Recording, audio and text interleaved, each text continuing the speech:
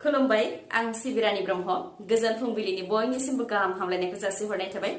आसा खालामो नोंथांमोना गासिबो मोजाङैनो दङ नोंथांमोननि थाखाय आं गोदान मोनसे भिडिअ लानानै फैबावबाय अन्नानै भिडिअखौ जोबजासिम नायलांदो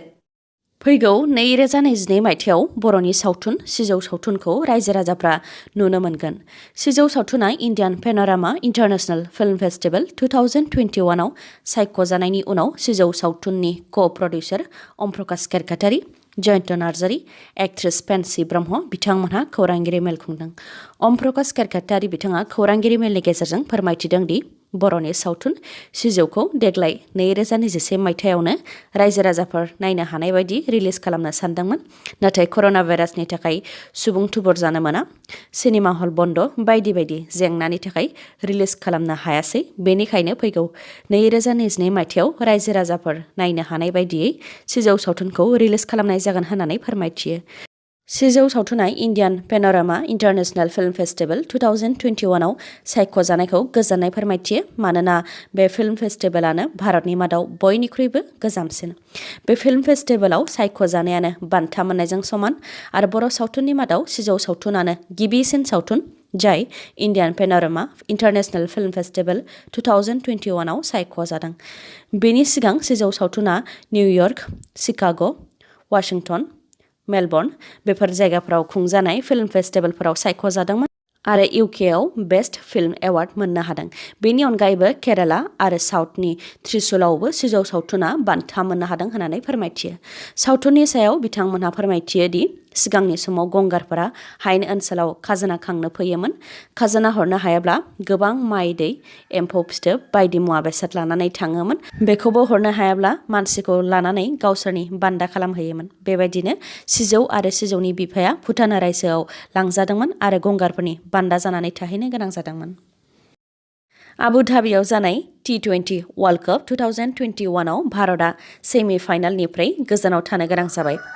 भारतनि क्रिकेट हान्जाया सेमि फाइनालाव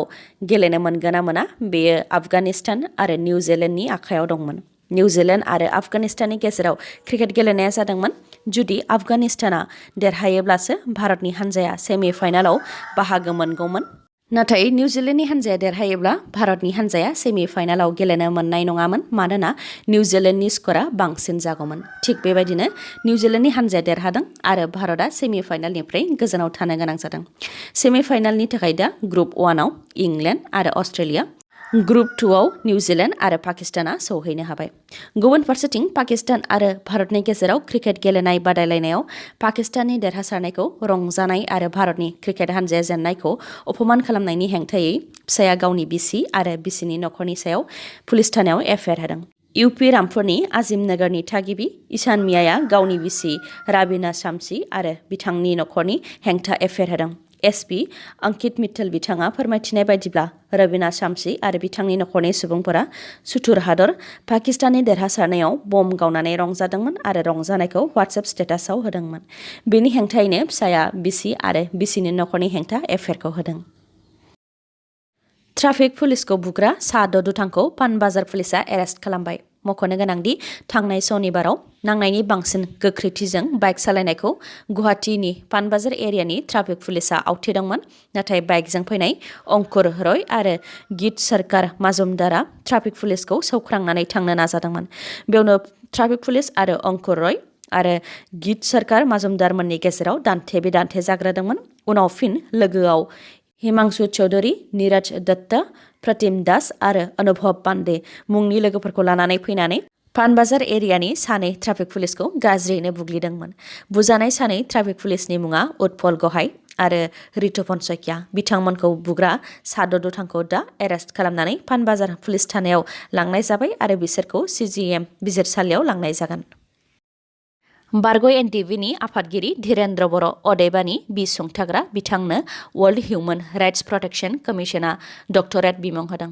बर' हारिनि थाखाय गोख्रों सोमावसारनायनि उनावबो गोजोन खौसेथियाव फैफिननो हानायखौ आरो बिथांनि साननाय हनाया समाजाव बिहोमा होबोनायखौ मोजां मोननानै वर्ल्ड हिउमेन राइट्स प्रटेक्शन कमिशना धीरेन्द्र बर' बिथांनो डक्टरेट बिमुंखौ होदों डक्टरेट बिमुं मोननो हानायखौ गोजोननाय फोरमायथिदों धीरेन्द्र बर' बिथाङा लोगोसे डक्टरेट बिमुं मोननो हानायनि थाखाय WHRPC खौबो साबायखर बावदों WHRPC आ इउनाइटेड नेशन्सनि मोनसे ब्रान्च बियो एकाडेमिक आरो नन एकाडेमिक फिल्डआव डक्टरेट बिमुंखौ होयो। धीरेन्द्र बर' बिथाङा नन एकाडेमिक फिल्डआव डक्टरेट बिमुंखौ मोननो हादों। नन एकाडेमिक फिल्डआव समाजनि थाखाय खामानि मावनाय, दुखियाफोरखौ मदद होनाय बायदि बायदि जायखिजाया समाजनि मोजां खामानि मावनायफोरनोनो डक्टरेट बिमुंखौ होनाय जायो।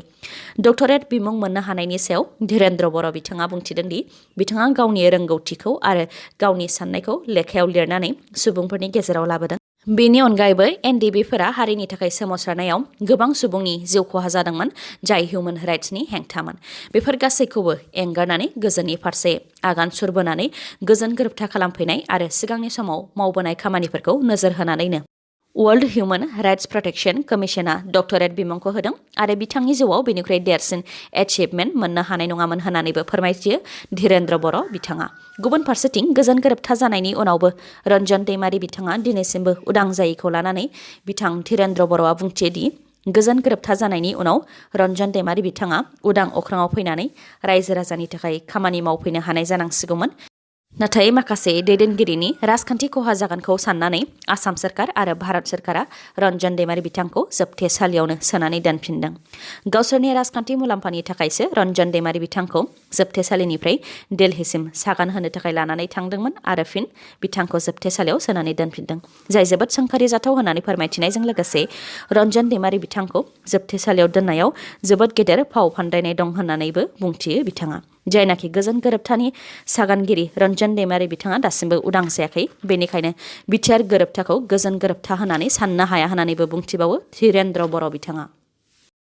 बिटिसिनि मोनखानाय गोहोफोरखौ सोरखारा सेनानै लांनायखौ बिपिएफ दोलोआ खुंथाय गोहोआव फैयोब्लानो होफिननांगोन। बे खोथाखौ बुंथियो एमसिएलए प्रकाश बसुमतारिया। बिपिएफ दोलोआ क'क्राझार जिल्लायाव इउथ बिपिएफनि गाहाय नेहाथारि बिबानखौ आखि बर'नो गथायबाय। बे हाबाफारियाव बाहागो लानानै एमसिएलए प्रकाश बसुमतारि बिथाङा बुंथिदों दि बिटिआर सुक्तिनि एमअएसखौ रायजो राजाफ्रा एसे एसे बुजिनो हमबाय। जायफोर दोलोआ राजखान्थि गोहोआव दङ बिथांमोनहा बिटिसिनि मोनखानाय मोन 6 डिपार्टमेन्टखौ गावसोरनि आखायाव लानानै थांफिनबाय। नाथाय बे मोन 6 गोहोखौ आसाम सोरखारा गावनि आखायाव लाखिनो हानाय नङा आरो बिपिएफ दोलोआ गोहोआव फैयोब्लानो मोनफिननो हागोन। बेनि सायाव फोथायनाय दङ मानोना बिटिआरआव कनस्टिटिउसनेल अब्लिगेसन गैया, नाथाय बिटिसिआव कनस्टिटिउसनेल अब्लिगेसन दं होननानैबो फोरमायथियो बिथाङा। बेनि अनगायैबो बिटिसिखौ बिटिआर मुं होनो नाजादोंमोन, नाथाय बिटिसिखौ दिनैसिमबो बोखारनो हायाखै होननानैबो फोरमायथियो। बेनि अनगायैबो एमसिएलए प्रकाश बसुमतारिया बुंथिबावोदि बिपिएफ दोला दासिमबो गोख्रोङैनो दङ। माखासे सुबिदाबादि दैदेनगिरि अदेबानि 4-5 बिपिएफनि एमसिएलएफोरा राजखान्थिनि थाखाय आरो गाव गावनि मुलाम्फानि थाखाय बिपिएफ दोलोखौ एंगारनानै गुबुन राजखान्थि दोलोआव हाबहैदों। नाथाय रायजो राजाफोर आरो जाय बिटिसिखौ दासिमबो मोजां मोनो बिथांमोनहा बिपिएफ दोलोआवनो दङ। फैगौ 2025-26 आव बिटिसि बिसायख'थियाव बिपिएफ दोलोआनो बिटिसिखौ सालायफिननो हागोन होननानैबो फोरमायथियो। मानोना बिटिआर गोरोबथानि एमअएसखौ रायजो राजाफोरा एसे एसे बुजिनो हमबाय होननानै बुंथियो बिथाङा। लोगोसे बिपिएफ दोलोखौ सिगां फारसे लांनो थाखाय आरो ओनसोलनि जौगानायनि थाखाय पेरेन्ट बडिजों फैबाय थानाय समाव सावरायलायगोन होननानैबो फोरमायथियो। गुबुन फारसेथिं क'क्राझार जिल्ला इउथ बिपिएफनि गाहाय नेहाथारि बिबान मोननाय आखि बर' बिथाङा बुंथियोदि बिबान मोननायखौ गोजोननाय फोरमायथिदों आरो लाइमोनफोरनि जानानै खामानि मावलांगोन होननानैबो फोरमायथियो। लोगोसे बुंथिबावोदि जायनाखि दानि लाइमोनफोरा मिथिजोबखागौ गोरोन्थिया बबेयाव जादों, समानो खोन्थागोन गोरोन्थिया बबेयाव जादों, बेनि फिथाइखौबो थाबैनो मोनजागोन आरो समानो सोलायनायखौबो लाबोगोन होननानै बुंथियो आखि बर' बिथाङा। थांनाय 4 नभेम्बर आरो 5 नभेम्बर सोरांनि फोरबो दिवालीनि सानाव आसामाव गासै 242 रड एक्सिडेन्ट जादों। 242 रड एक्सिडेन्ट जानायनि मादाव सनितपुराव मोन 19, धेमाजियाव मोन 17, कामरुप रुरेलाव मोन 15, मरिगाव आरो गलाघाटआव मोन 14 जादों। नगाव, माजुलि आरो तिनसुकियायाव मोन 12 जादों। कार्बि आंलं, उदालगुरि आरो चिराङाव मोन 4 रड एक्सिडेन्ट जादों। क'क्राझाराव मोन 3 आरो बाक्सायाव मोन 10 रड एक्सिडेन्ट जादों। दिनैनि भिडिअआ एसेनोसै, गाबोन फिन लोगो मोनफिनबावगोन। नोंथाङा जुदि आंनि भिडिअखौ मोजां मोनदोंबा लाइक, कमेन्ट आरो शेयार खालामनो दाबाव। गोजोन्थों।